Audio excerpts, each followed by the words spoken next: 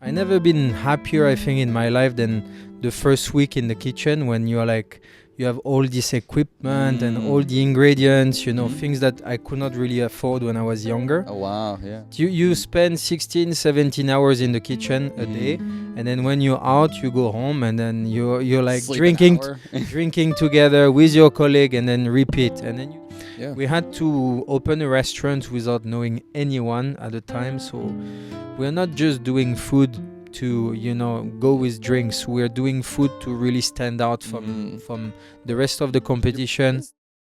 Jericho Vanderwolf is an executive chef who has spent most of his career directing kitchens in high-end restaurants across Asia. He started early, and at an age of 17, he was already hustling in Michelin-starred restaurants in France, working with such esteemed names as Vincent Arnaud, Regis and Jacques Macron, and Joel Robuchon.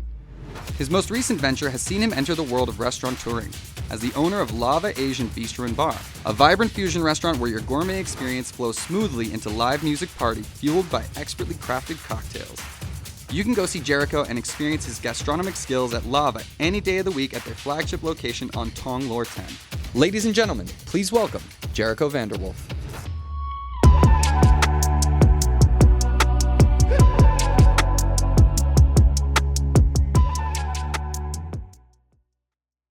Over 75% of the people watching this video are not subscribed. Could you please take a moment to subscribe to the Thaiger podcast? It would really help us out. How did you start working in such esteemed kitchens at such a young age? Well, it's kind of a long story, but I think kitchen is about passion, and I started cooking when I was fairly early age, probably 5 years old. I was doing some pastry, doing some cakes, for the family, and then it grows inside you. And then at some point, I had to make a choice when I was 17, either going to a more regular high school system and uni, which was not really fitting for me. So I decided to become a chef, to start what we call in France apprenticeship.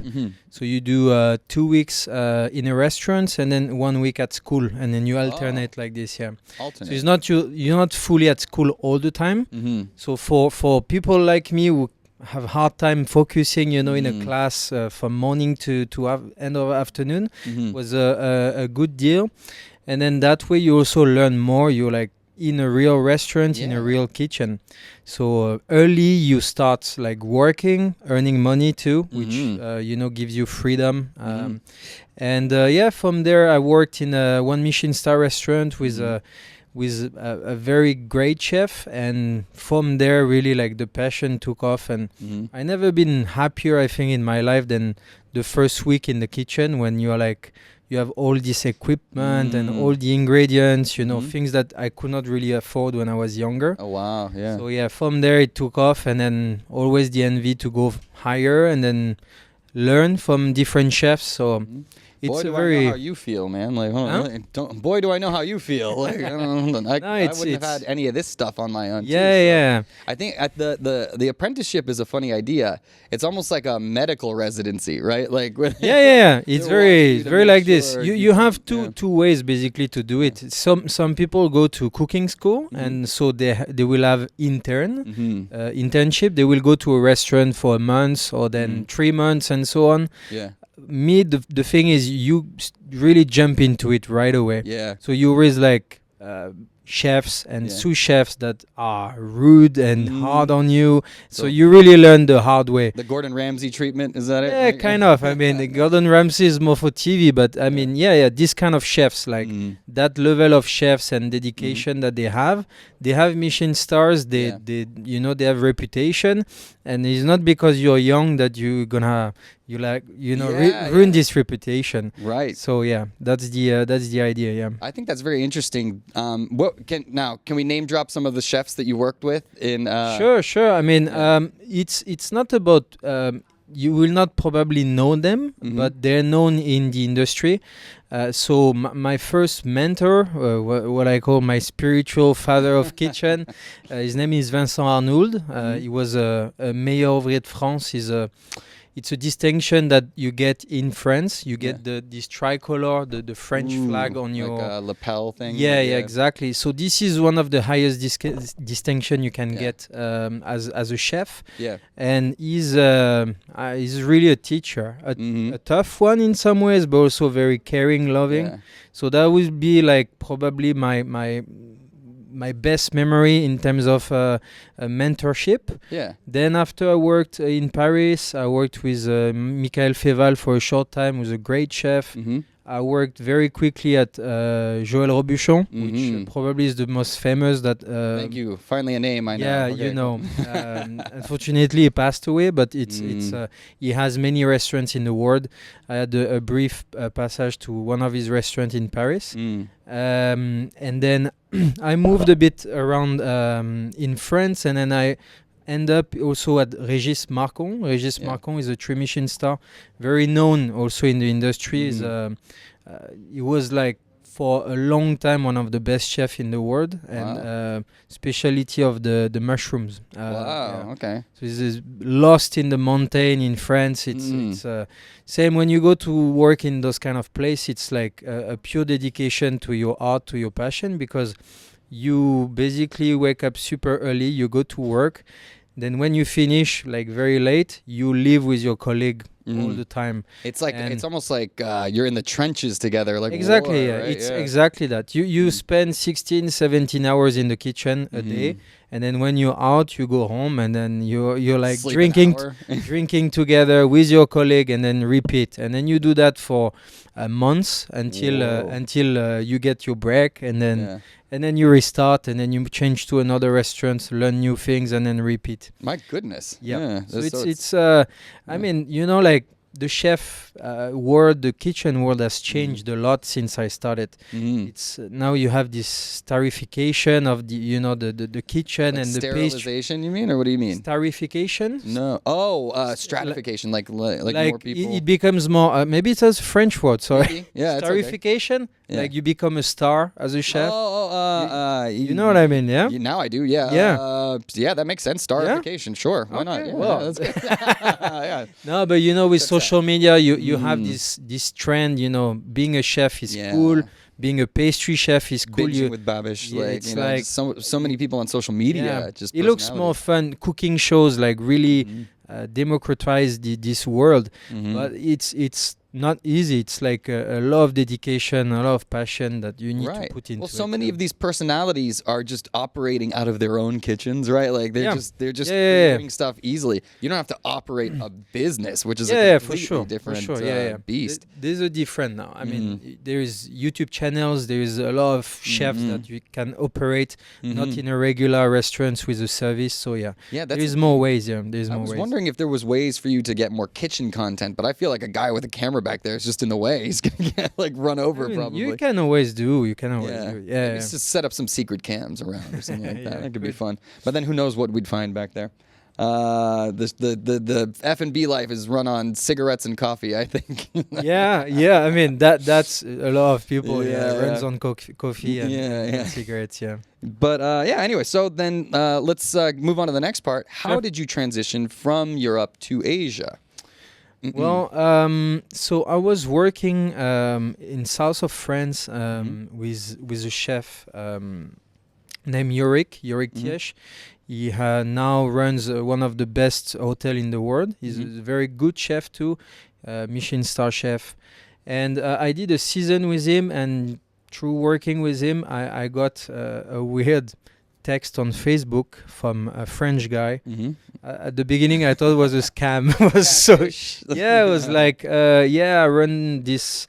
I work for this rich family based in Asia, and we're looking for talented young chef to run our F&B business, and then I would say like, why not? So I replied, and we had a Skype at the time. We Skyped, We're dating long time ago, right? Here, Skype at the time, and I mean the guy was legit. And then we had an interview. He flew to Paris one day, and then he came to meet you. He was passing through Europe, but he stopped in by Paris to meet me. So it was pretty serious stuff. And he proposed me like kind of a crazy job. I was not even a chef, accomplished chef at the time. Yeah. I had skills and kind of a leadership. I managed teams, but not a proper entire operation as a How old are kitchen. you at this time? I was 21. 21. Yeah. Young. Mm-hmm. 21. I've always had the ability to learn fast, so I had a lot of skills at the time. But run a restaurant, run a whole kitchen is very different than being a guy that manage all the starters and then the meat sections, and you have these sections in So kitchen. like running. So what is the difference then between sort of running the staff in the kitchen versus being an executive chef? Well, so executive chef is also another level. Let's say you have head chefs. Okay. Head chefs that runs the kitchen. So they have what we call chef de partie. Chef de partie, they run their party, which is their section. So for example, the fish section or the meat section, the sauce or the pastry, and eventually the starters, the cold dishes. Yeah. So I was one of these guys. I was the chef de partie. I was running my sections, and What was your section? I've done everything pretty much, but depending on the sections, you have more or less staff. Here's another question. What's your favorite section? That really depends on the restaurant. There is restaurants that like the latest one was in south of France. You work with a lot of fish, like fresh fish, like really freshly arrived every day. Like still So flopping. fish section is a fun one. Cool. I always love to manage people, and usually where you have the most people, it's usually what we call the garde-manger. Garde-manger is the cold I'm section. loving all this French, man. God, I'm Yeah, learning a yeah. lot. It's like old. It's thanks to Chef Escoffier. He created this hierarchy system 200 years ago. It's like a military system, man. It's like It's exactly. I think it's adapted exactly from a military system. very interesting. But it was and now it's spread through the world. So you go to the US.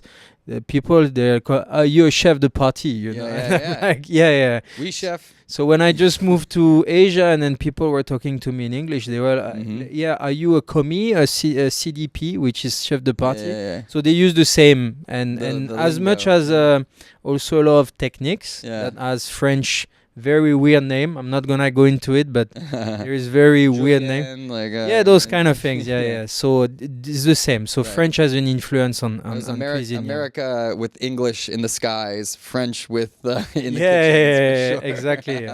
That makes sense. I mean, come on. French cuisine is amazing. So. But so now to come back to transition to Asia. So I was basically make it simple. I was too young for the job. Too young, but I mean too young and inexperienced. Fake it But till you I make have I guess good social skills, and we had this almost 3 hours lunch interview.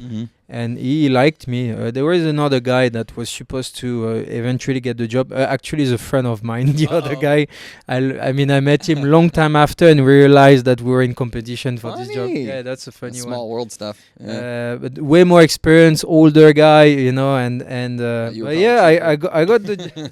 I was probably cheaper eventually. Yeah, but yeah. Got the job and moved to Singapore, right? Yeah, I moved originally to Singapore first for a bit less than a year. I moved with a friend at the time and was my pastry chef. He needed a pastry chef also, and I contacted an old friend of mine and a colleague and told him, "Do you want to change your life?" He always lived all his life in Paris, and he was with his girlfriend, and we just moved all together. That was a fun human history, adventure as well. Yeah, of course, man. But our English was terrible. Yeah. We were not fully equipped to really run a business, but we learned, and hopefully, we were good at learning fast. So first 2-3 months was a bit fun like this and challenging, but I have fun story eventually. I remember one day I worked for the first company that hired me was pretty big. They have big office in Singapore and they are based in retail industry and they have F&B concept as well. And we were invited to not the launch, but before the launch of 2 big towers in Singapore, to eventually take some locations to open restaurants. So we came into this, showroom where the towers are not built yet; they are building them, and like then you meet mini model. and then you go. There's big screen, full presentation. Yeah. I don't know, presentation lasted an hour, and she was talking in square feet, 650,000 square feet. And I'm like, I don't even know what is a feet.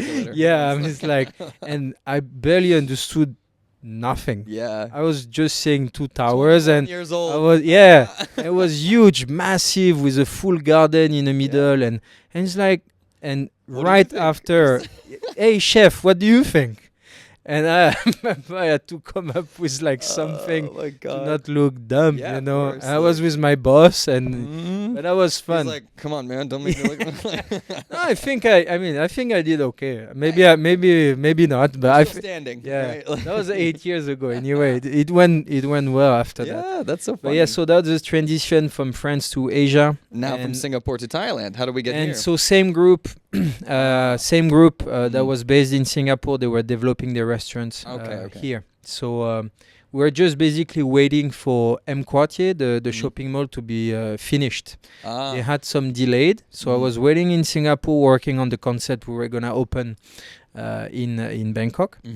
And as soon as the shopping mall was finished, arrived, started construction, and moved on. Yeah. So yeah, that was a while ago. It was fun story, fun vibes. And so wait, when did you come to Thailand? Which year? 2015. 2015. Yeah, 15 or 16. Yeah, 2015. Cool. Yeah. Yeah. So that was 8 years. 8 years. And from there, worked still with this company for more than a year and a half, based in Bangkok. Didn't know anyone at the time beside my pastry chef and his wife. That was very challenging, but it was cool.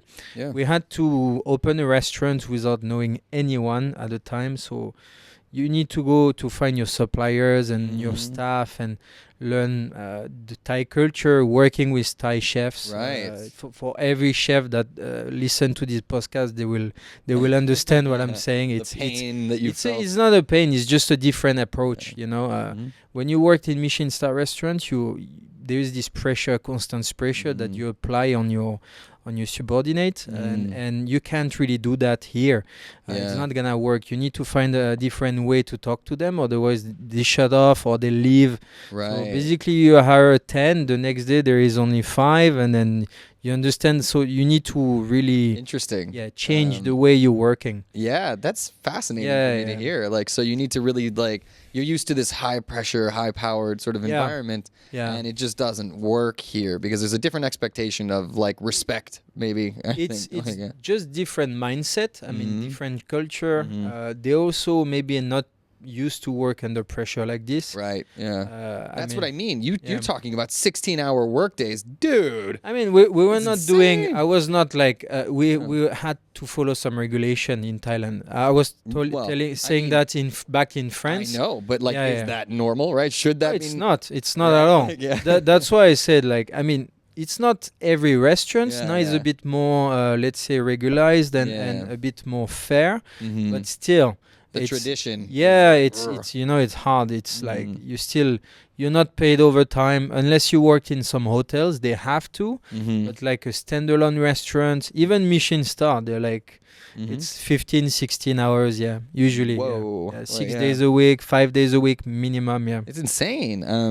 Yeah, I don't know, and I can understand why people probably snap under that pressure quite often. There is much more now. That actually, but I think the job is changing. I'm not working in France, but I still have connections with my chefs. They say it's harder to find staff, so they also realize that at some point people don't want to work under those conditions, Right, and yeah. so the job has to change to evolve. And I mean, the world is evolving.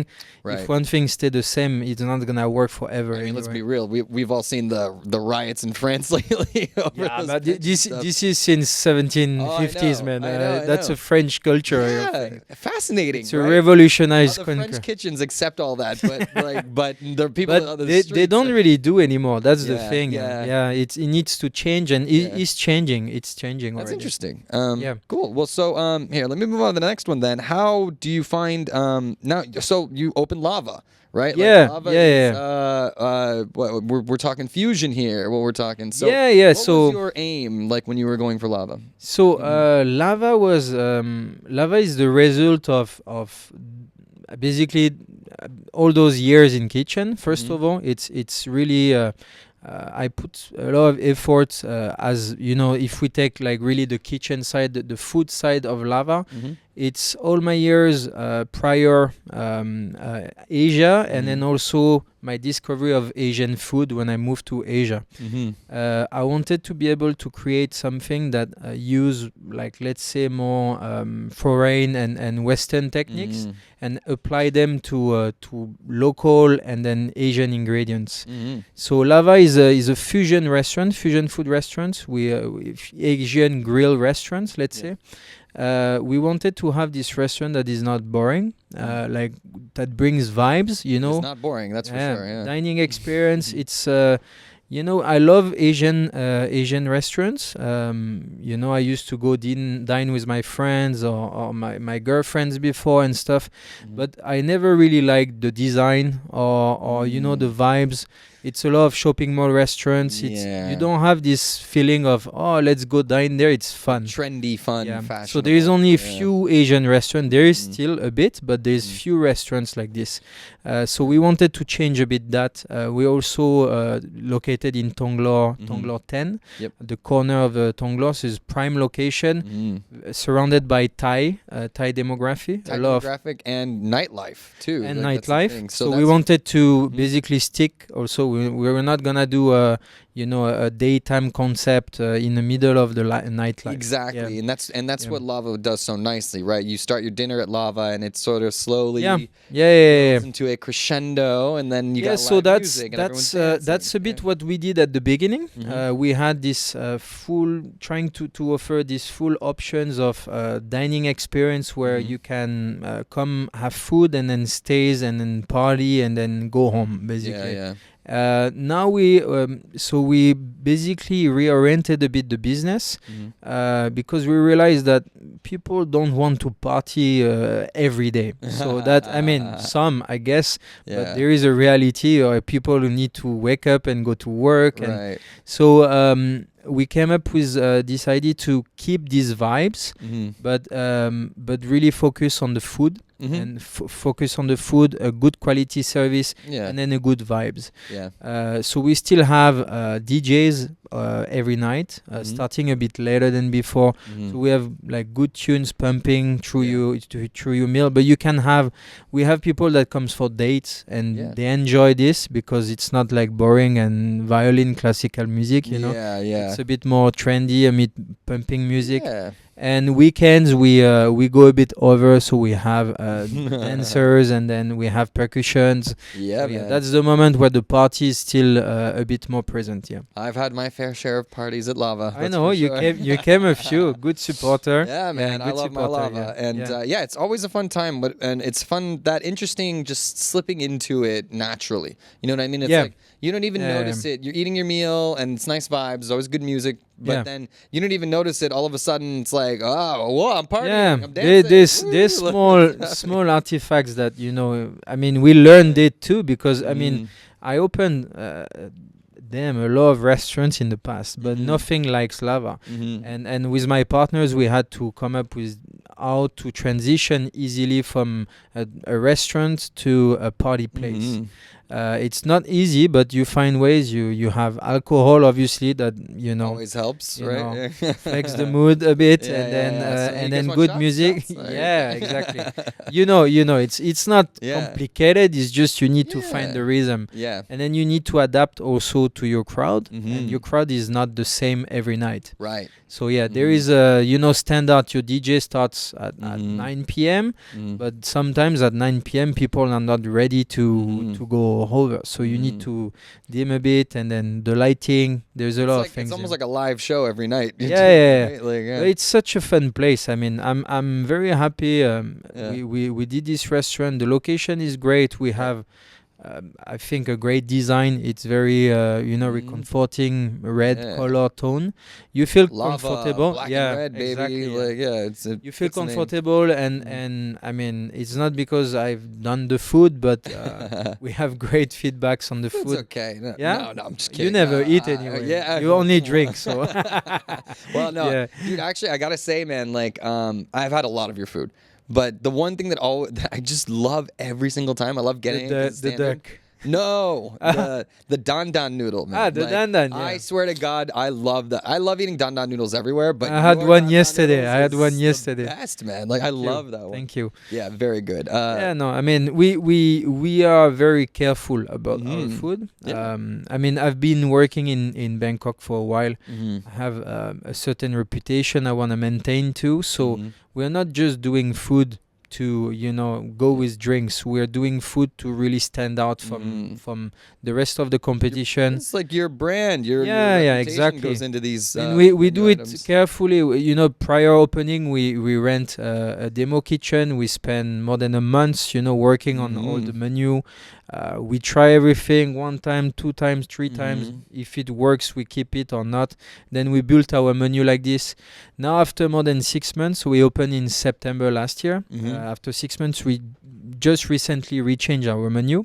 So I welcome everyone that came during the first 6 months that had either a good or bad experience with us. I really welcome them to come try. I think now we found somehow what fits us and what direction we want to keep for the next few years. That's the thing, right? Starting any business, there's growing pains, especially a big business like what you guys have done here. It's a big operation. It's not a tiny restaurant. It's a medium-sized restaurant. Medium-sized restaurant, but like it's this is the first one that you're opening yourself with your partners, right? Like I opened really a lot of restaurants, but I was a minority shareholder. Okay. This one is really my own. I mean, we were a team of 3-4 people working on it full time. Also, the difference is I had nothing else to do when we were working on Lava. Yeah. Before I was running a whole operation, and then we had to do opening but still manage. So this one was like full-time dedication with friends and partners. So yeah, this is entirely my own. I feel totally legitimate, even if I have partners and we have investors. This is my creation. I'm not the only one who put the effort. But dude, like, come on, it's a teamwork anyway. Yeah, it's always a team. Like, and you have your whole staff, right, and your managers and everything like that. But takes a vision. Right, like that's also it does. It's a risk calculation. I mean, we had a fantastic location that, as I said, like a special demography, a nightlife area. So we try to fit the best concept for the location. Yeah. So then, like, so location picking, that makes sense. Restaurant design, that makes sense. Lava, the red and black. Now, how did you set up your supply chains? What goes into that process? So, I'm fortunate enough. I'm here for a long time. So you have food suppliers that are established for years. Yeah. That I know. I've been working with them for a long time. So there is already a relationship, and obviously it's easier. If you just land to Bangkok and want to open your restaurant, you don't know anyone. It's gonna take some time. It's been years that I'm doing that. I also start, right? exactly. Now I usually set the base. I have, let's say, 15 suppliers. And now I delegate this to my head chef that runs the daily operations. And usually below the executive chef, or where is he on that's that? below the executive chef. But yeah, more or less. And after that, usually you have suppliers coming to you. Yeah. Once you start to penetrate the market, Interesting. and I mean, obviously they see you selling funny, whatever some uni, sea urchin, or beef, or blah blah blah.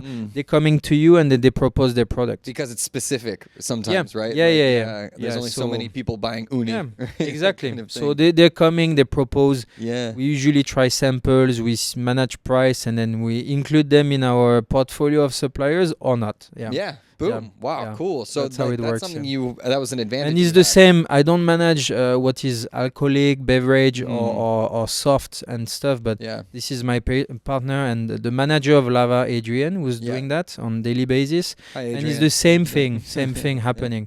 Yeah. Wine supplier comes to you. It's a small world, you know. There's not hundreds of wine suppliers at the end. Right. Yeah. I mean, maybe there is, but we use only a few of them. Yeah. Yeah. It seems like you guys have like the division of labor is pretty like. Yeah, Yeah, we have a kitchen great gear, team. bar We guy, have a yeah. great team. I mean, there's Adrian who runs the daily operation as a manager. He's doing a fantastic job taking care of customers and really running this restaurant. Yep. I manage. I'm a culinary director of the group, so manage the kitchen and then with my head chef. And then we have Lucas, who runs marketing, finance, and but all together we have a really Captain fantastic team. Planet. No. So this is for Lava, yeah, and then and Jeff, who's our other partner, who's more business strategy. Yeah, So everybody plays a part. Right? everyone, Everybody has a role. everyone's here. Yeah. Yeah.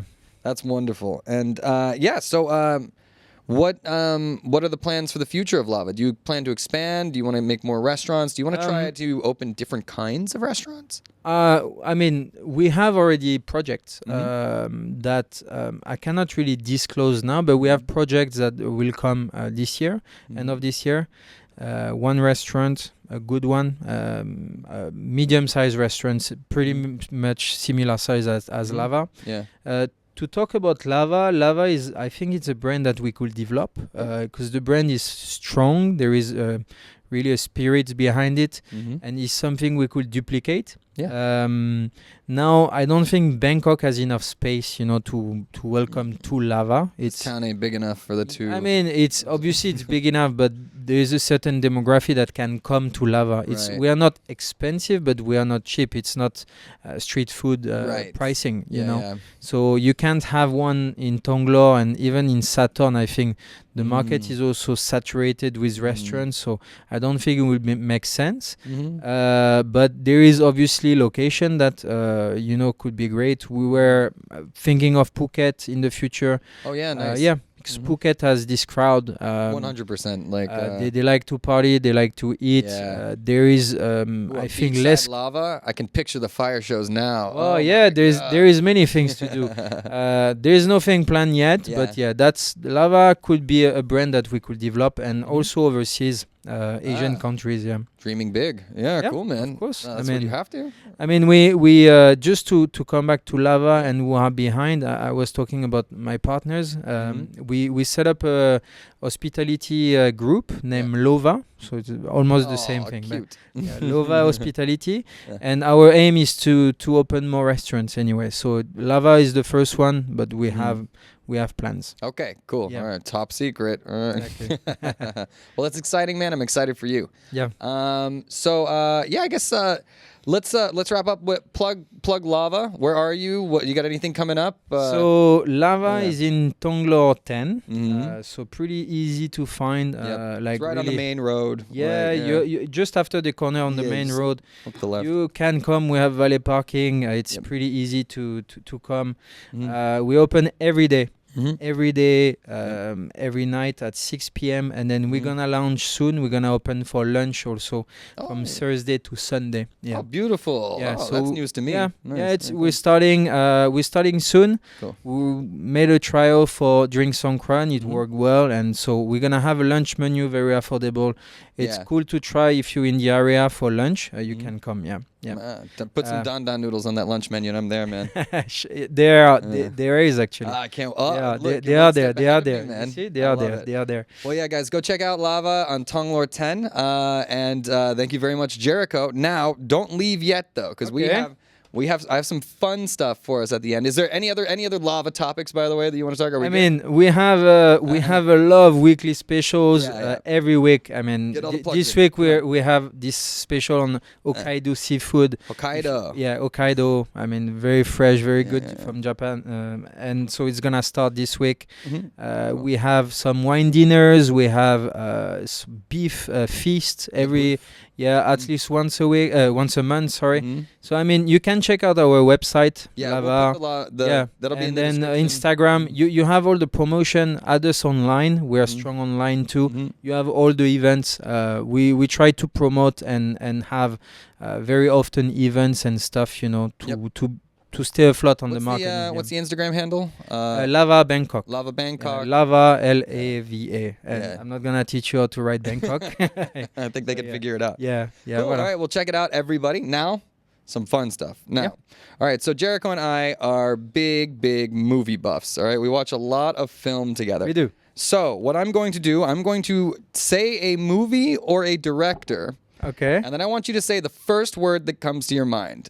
Okay. One word, one singular word, and then we'll have some discussion afterwards because obviously we can't just leave some of these. Okay. But we'll start with a classic, Gaspar Noé. Gaspar Noé. Excuse me, Gaspar Noé. Weird. Weird. Yeah. So this is a director that Jericho introduced me to. Yeah. And I would agree. That's probably the right word. Right? For it. I don't see any weird. Weird's good. So name some of the movies he's directed. What is it? So there is French title. There is Irreversible. Irreversible. Yeah, that's one of the first one. There is Climax. Enter the Void. That was a one-shot movie, right? Wasn't it? Climax? The Climax. I tend to confuse the names actually. Climax is the dancing one. Dancer one. That's a great one. There's a few. He didn't do too much, but they're very one-of-a-kind movies. For sure. He is. For cinephile, I really advise it. It's experimental, that's for sure. Exactly. I think. But get ready. Experimental might be the right word. Get ready. There. Yeah, good luck, everybody. All right, next one's a movie. One Cut of the Dead. Oh! Surprising. Yeah, me too. Surprising. So quickly, for those not in the know, it is on Netflix. This is a Japanese horror comedy. Horror comedy is the right word. Now it opens up. It's like a cold opening. It's like a one-take, 35-minute, like really low budget zombie movie. And I don't think you should say more than that. I won't say anything else. No more spoilers. Yeah. But One Cut of the Dead is one of those very strange. Like I said, Jerry and I we watch the big ones too, but we watch a lot of weird stuff too. Yeah. And this is one that we can both recommend if you want to see it. Yeah, and actually they did the French retake, which they did. Yeah, you remember? And I'm gonna stick with the Japanese for sure every time. Coming back to France though, Luc Besson. Luc Besson. I would say. I would say big in a good way. Like popcorn movie. It's doing always big production. Yeah. For us French, we have a lot of directors, but it's the only one that at the time really penetrate Hollywood. Exactly. Is doing all those big stuff. And one movie for me that stands out is The Fifth Element. My man. Oh God, I was hoping you would say that. It's one of my favorite movies of all time. And for me at the time, learning it was a French director was like, of course, this is like, there's so much. The Professional is Leon the Professional is Luc Besson as well. Also it's a great one. Natalie Portman. And a more poetic one will be Le Grand Bleu, which I advise for people who loves free diving. It's all about free diving, and is with the actor that did was Leon, basically Jean Reno is a French Jean guy. Reno, of course, I know Jean Reno. All right, let's go to Pearl. Pearl? Oh yeah, Pearl. Monologue. Boom. Yeah, that's true. So this is the movie with Mia Goth, the actress, and Wow. What was your take on? I mean, the movie is good. Mm-mm. This monologue is so impressive. Right. Yeah. I don't want to spoil it, but Sure. if you watch Pearl, you'll understand exactly what I'm saying. There's about a 10-minute one-shot Yeah, take of this it's- girl monologuing that is just... I haven't checked the behind the scene actually, but I want to see how she processed this monologue. Does she had a screen or something behind, or Yep. she and because it's very mind blowing. It was even too long at some point. For sure, and But so emotional too. I Like think she should have some sorts of distinction for this. she act. Oscar snub, right? She was not nominated, and I think I agree. Just on the, I mean, the whole movie, her performance is great. Yeah. This that is monologue is fantastic. special, It's like, yeah. I remember for the rest of my life. Yeah, actually. for real. Yeah. Speaking of things we'll remember for the rest of our lives, final one. Final. The Batman. Ah, yeah. Well, I mean, you want one word? Fantastic. I don't know. Fantastic. Yeah, superb. Yeah. Ultimate. Like, yeah. Yeah. I mean, the thing is for the Batman, the latest one with Robert Pattinson, it was the Pattinson, by the way. It was so not expected because I was such a fan of Christian Bale, you know, and Nolan movies that I was going with the intention of seeing a nice movie. Yeah, right. Not something that I was like, wow. No, I mean, we watch it in IMAX. Yeah, you know, it was your recommendation too. Yeah. We got the couches at the Yeah, back. We're I watching mean, IMAX, man. It's wow. I was like, it's a mix of genre. It's not only a action spy movie. It feels like dark and thriller. Noir. There you go. I mean, they got inspired a lot by the Zodiac and for sure. You know, absolutely. And the Sevens. Yeah. I mean, I could see it right away, and then when I checked the behind the scene, they were explaining. They're like, yup. Yeah, for sure. Yeah, the for entire sure. time. There's a lot of reference. Yeah, I just remember being in the theater one time, like just like I was glued to the screen, mouth agape, and I look over and you looked exactly the same. You were like, I mean, and I think is the Dark Knight Rise? Oh no, the Dark Knight with the Joker. Yeah. The Joker is amazing. Of course, it's one of the scariest bad Oscar-winning performance. Yeah, right? Like, yeah. It was one of the scariest. But the Riddler. The Riddler is like, wow. Something special about that. Give you goosebump. Too. Give you goosebump, you know. Goodbye.